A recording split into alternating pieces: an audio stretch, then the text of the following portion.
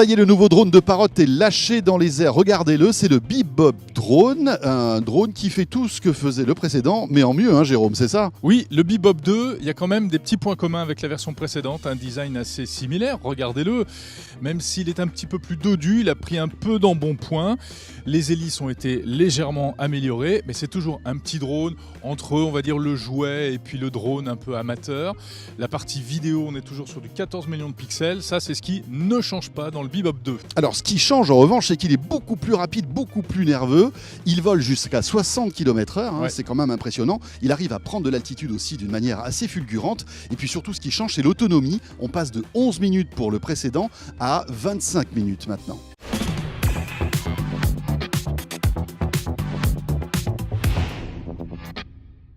Est-ce qu'on peut imaginer une future version de Windows sans besoin d'avoir un antivirus installé, ou c'est quelque chose qui est inenvisageable? Je pense qu'aujourd'hui, bon, ça c'est mon avis entre guillemets d'expert, un antivirus parfait, ça n'existe pas. On peut même démontrer mathématiquement que ça ne peut pas exister. Donc un antivirus, ça ne sera jamais parfait.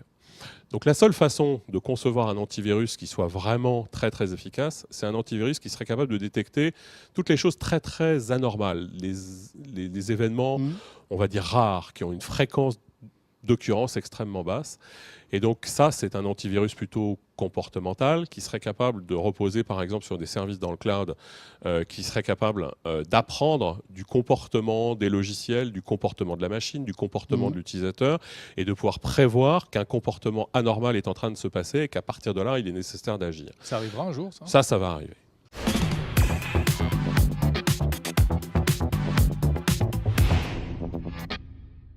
Alors, Anarchute, c'est quoi? Alors Anarchute, c'est un jeu qui vient de l'idée qu'on peut faire du gameplay intéressant avec le principe d'une émeute.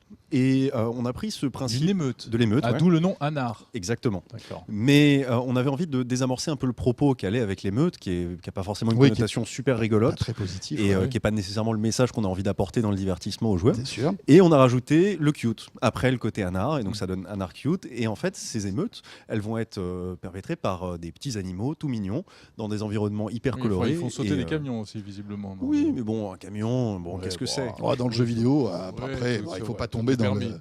Mais, C'est vrai que mais voilà, et vidéo. donc l'idée c'était vraiment d'essayer d'apporter une touche vraiment rigolote, cartoon, à ce gameplay-là, qui est resté fondamentalement ancré dans ces mécaniques qui nous plaisaient et qu'on trouvait sous-exploitées dans le jeu vidéo.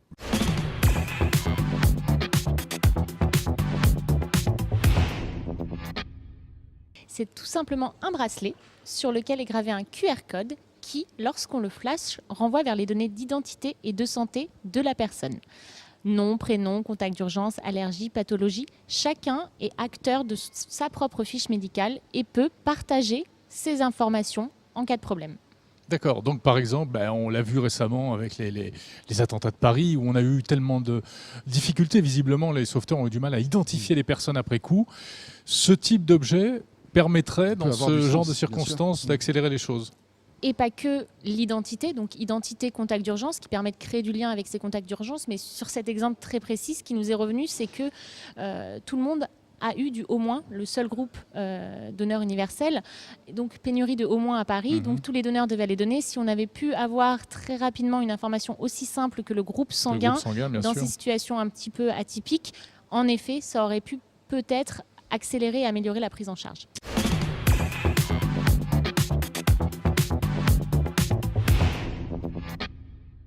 Marc, je perds mon doudou, je suis très triste. Comment je vais pouvoir le retrouver alors? Alors vous allez retrouver en fait quand vous êtes dans la rue avant de sortir, dans votre application, vous choisissez l'option garder un œil sur le doudou. Si le doudou tombe de la voiture quand on est en train de partir sur une aire d'autoroute par exemple, dès qu'on est à plus de 50 mètres, ça vous alerte sur votre smartphone et ça vous donne la dernière trace GPS Et on fait demi-tour. et vous faites pas sur demi-tour. l'autoroute. Effectivement. Non, sur l'autoroute, c'est Justement déconseillé. bien avant et non pas 3 heures plus tard quand là justement le drame, Ouais. le Donc drame là, c'est arrive. un peu comme tous ces porte-clés connectés. En fait, Oui, c'est la voilà, même technologie, c'est du Bluetooth. Ça, c'est exactement le même principe, c'est du Bluetooth Low Energy. Chez soi, en fait, on va pouvoir faire ululer la petite chouette pour la retrouver plus facilement et pareil, ne pas la retrouver au bout d'une heure derrière la machine à laver, par exemple.